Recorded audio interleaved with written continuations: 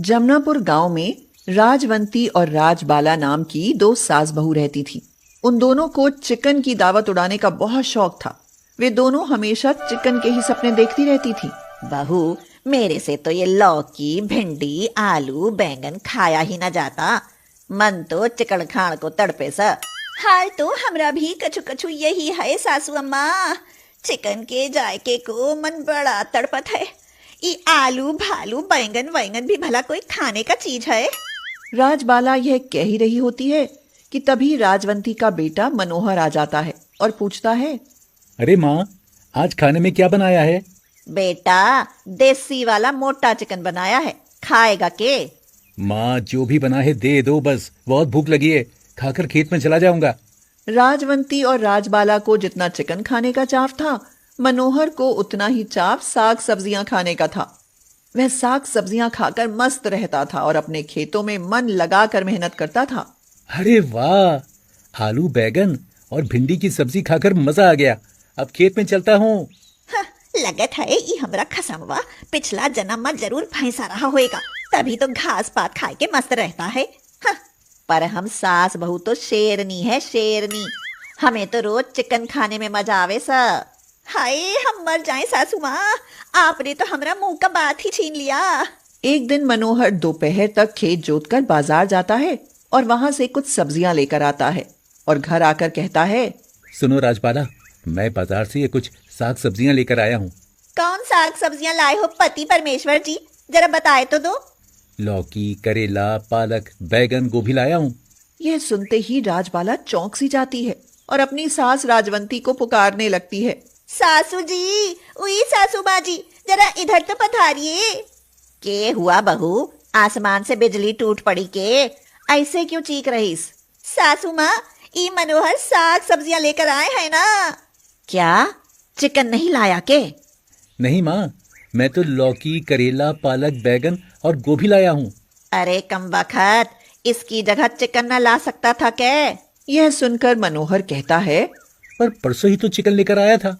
परसों लाया था तो क्या हम पर एहसान कर दिया था? जा, आज भी चिकन ही लेकर आ। वो देसी वाला चिकन लेकर आना मनोहर जी, वो को खाए के मजा आ जाता है। पर इन सब्जियों का क्या करूं? अरे गधे, करना क्या है? जाकर बैलों के आगे डाल दे।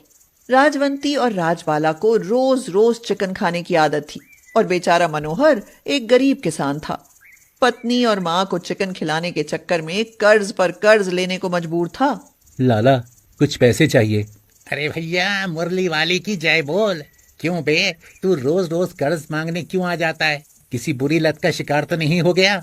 यह सुनकर मनोहर भावुक हो जाता है और लाला को अपने घर की समस्या बताते हुए कहता है, वो बात यह है लाला कि मेरी माँ और घरवाली को रोज चिकन खाने को चाहिए। साग सब्जी देखकर तो उन्हें उल्टियाँ आने लगती हैं। अब आप ही बताओ मैं क्या करूं? अबे तो कर्ज क्यों लेता है? सीधे सीधे मुझसे चिकन बुक करना। मैं कुछ समझा नहीं लाला। अबे मैंने खेत में ढेर सारे मुर्गे मुर्गियां पाल रखे, तू रोज चिकन ले और फसल पर हिसाब कर देना। मनोहर को लाला की बात पसंद आती है। इसके साथ ही राजवंती और राजबाला को रोज चिकन मिलने लगता है। वे रोज मुर्गे की दावत का मजा लेती हैं। मगर कुछ दिन बाद जब फसल उठती है तो बेचारा मनोहर सिर पकड़कर बैठ जाता है और कहता है, लाला, क्या मेरी सारी फसल चिकन के बदले चली जाएगी? और नहीं तो क्या। अबे जानता भी है, तेरी माँ और पत्नी मेरे पूरे 400 मुर्गे हजम कर चुकी हैं मसाला डाल के।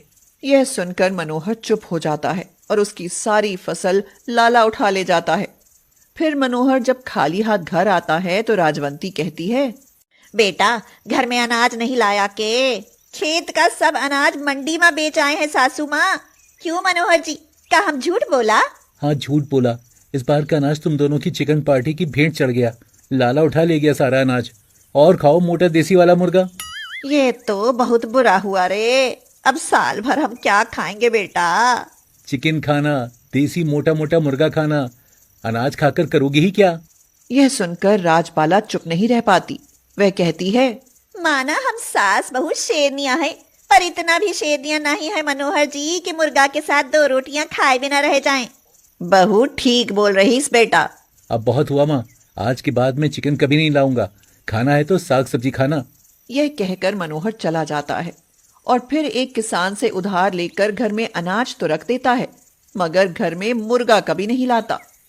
बेचारी मुर्गे की मारी राजवंती और राजबाला कुछ दिन तक तो सब्र करती हैं, मगर फिर मुर्गा खाए बिना रह नहीं पाती तो मुर्गा चोरी करने का प्लान बनाती है। बहू, बहुत दिनों से मुर्गा पार्टी ना हुई, क्यों ना आज हो जाए। पर सासू माँ, वो मुर्गा कहाँ से आएगा? अरे मारे गांव में मुर्गों की कमी सके, कहीं से भी मुर्गा चुरा लावेंगे और रात में दावत उड़ावेंगे। क्यों, है ना एकदम से गुड आइडिया? ई तो सच में गुड आइडिया है सासू माँ। रोज रात को मुर्ग मसाला खाएंगे और किसी को पता भी न चलेगा। उस दिन के बाद दोनों सास बहू गांव में मुर्गे की तलाश में निकलती और जहां भी मुर्गा हाथ लगता उसे दबोच लेती। फिर रात को मुर्गा बनाती और चटखारे ले लेकर खाती। राजबाला बोली, सच्ची माँ सासू माँ, मुर्गा तो एकदम से धांसू बना है, खाए के मजा आ गया। अरे अब तो रोज ऐसे ही चिकन खाएंगे। चोरी का मुर्गा खाने का तो आनंद ही कुछ और है। सच्ची बोला सासू माँ, हमरा तो बस मसाला ही लगत है, मुर्गा तो किसी और का होता है ना। कुछ दिन ऐसे ही बीत जाते हैं। मनोहर की माँ और पत्नी दोनों कहीं से भी मुर्गा चुरा लाती और उसे रात में बनाकर खा लेती। पर कहते हैं ना कि 100 दिन चोर के और 1 दिन शाह का। एक दिन दोनों सास बहू लाला के खेत से मुर्गे चुराने का प्लान बनाती हैं। चिकन खाऊं तो निहाल हो जाऊं। बहू, सुना है लाला के फार्म बड़े बड़े मुर्गे हैं, खूब मांस चढ़ा है उन पर। तो फिर आज रात 2-4 मुर्गा चुराए लात है ना सासू माँ। तो ठीक है, चल अब थोड़ी नींद ले लेवे, रात को तो जागना ही है ना। चलो तो फिर सोए जात हैं। गुड वाला नान सासू माँ। यह कहकर वे दोनों सो जाती हैं और फिर जैसे ही रात होती है मुर्गे चुराने के लिए लाला के फार्म पर जा पहुंचती हैं। राजबाला आश्चर्य से कहती है, उई माँ, यहाँ तो एक से एक पहलवान मुर्गा है सासू माँ। अरे तुझे क्या मुर्गों की पहलवानी देखनी है? जल्दी से कांख में मुर्गे दबा और भाग ले, मौके का फायदा उठा, फायदा। सास के यह कहते ही दोनों मुर्गे उठाकर कांख में दबा लेती हैं। पर जैसे ही वहां से भागती हैं, मुर्गे शोर मचाना शुरू कर देते हैं और मुर्गों का शोर सुन फार्म के कुत्ते उनके पीछे पड़ जाते हैं।